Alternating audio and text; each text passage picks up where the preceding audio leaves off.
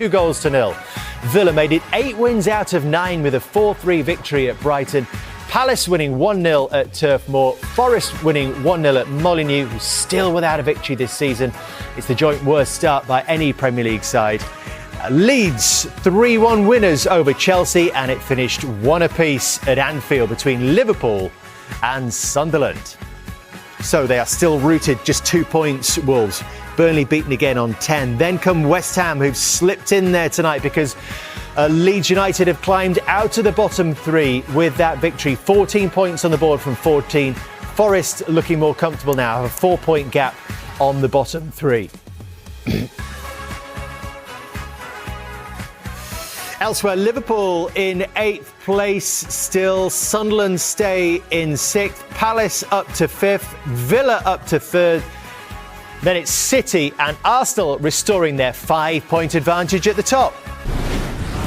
Arne, first of all, how would you reflect on this evening and the performance? Because you were talking about the weekend, about getting the win, not so much the performance. How would you assess that performance tonight? I think a bit similar as in the weekend. A game without a lot of, I'm looking at the goal we conceding.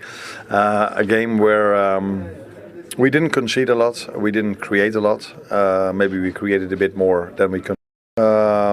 And today, of course, very unlucky with the goal we've conceded. A deflection that could go anywhere, but in this period of time it goes in. But I really liked our reaction afterwards. I think you saw a team that wanted to make the equaliser, and when we did, tried everything to make the winner. Where at the end we were lucky as well because they went one-on-one with Ali. And Chiesa defended superbly. Yeah, I think that's what you want a team or a player to do in a situation like that. Just give everything, even in a situation where you feel you cannot do a lot anymore, but just keep running, and that's what he did, and that's why he cleared the ball off the line. And another time, a game where we probably scored less than we could have scored, and the opponent scored. Were quite good in the few chances he had, making a goal out of that one. It's not going to be an easy game on Saturday night for Liverpool. They go to Elland Road. Leeds beating Chelsea 3-1 this evening, and that's a really unusual set of results for a team that are the defending champions in the Premier League. That's all competitions, of course, but 9 defeats in those 14. And tonight was a chance to win back-to-back league games in the Premier League for the first time since September. Do you see, we've talked about what could fix this, what could change this for Liverpool. Is it going to take some time based on tonight's evidence? For sure, it's going to take some time. I mean, I don't think there's a magic fix right now to put my finger on one thing. I just think collectively, the manager at this moment in time doesn't quite know his best 11.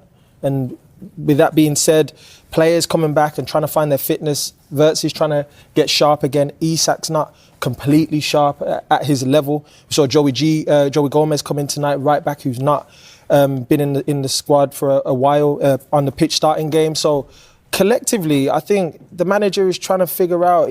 Players are finding their rhythm, but the team's finding their rhythm, and many people, and including the managers, probably seeking confidence in and assurances that this is what I'm going with. This is the structure. This is probably the first time today I've noticed that the manager was changed what he would typically do. So I think that they got to make a decision on what the structure is, which players he wants to go with, and then roll with it. And if the results don't come, but clearly from what we've seen, the results aren't coming. I think it's one of those nights again when luck isn't on your side. I'm looking at you, Curtis, because you thought you had the assist. No, it's more for Flo's goal. And Flo, it was an own goal. Yeah, it doesn't matter today. We draw. We wanted to win, so that's all what counts today. So unlucky. Unlucky. What do you make of the performance? Because you were calling for more aggression after the defeat to PSV, and Flo, you showed that aggression with the goal that ultimately was an own goal. But was it a better performance, do you feel? I think so, yeah. And I feel that has been the main point of the whole team and the staff as well, that we've spoke about as one. Obviously, we've got the guys in the team that can play, that can score, that can assist. But we've just asked for more aggressiveness, and I think we showed that there, and as you said there with Flo, a guy who he wants the ball a lot, but of how much that he ran, and he tackled and stuff, just a shame that his goal's down is no goal. It was better second half though, wasn't it? It was slow in the first half. Yeah, but at times it has to be slow. We're playing against a team who sat back a bit. We thought that they was going to press more, but the more that we pass around, it drags them out and then it makes gaps. That's the likes of myself, Flo and Domino. Them is if we can get the ball in there, then we can score or assist, and it showed there at the end. Who's shooting more and gaps are all there, but as I said, it's one of them nights again, where it just the last, I don't know, small bit. And Flo, how this one ends up, I wouldn't compare it to sort of when Alan Shearer was left out by Ruud Gullit all those years ago, and it ended up being like a massive clash, and one has to go in the end. I'm not sure we're quite at that point, but it does feel that something has to give, because there is no way that Mohamed Salah is going to be content being a bit part player in this team. Whether it's in January or whether it's in the summer, if he finds the right clubs, I think he deserves that right to maybe move on if things aren't going to go his way. But I can only see really now that maybe once that trust is broken, especially with someone like Mo, who Daniel would know a lot better than me as a human being, I just feel like he needs that confidence and love from a manager. We all talk about how mentally strong he is, but that feels like it's going to come to a head at some point, Daniel. Florian Wirtz finally opened his Liverpool account with a brilliant finish, marking his first goal for the club and lighting up a tense Anfield atmosphere.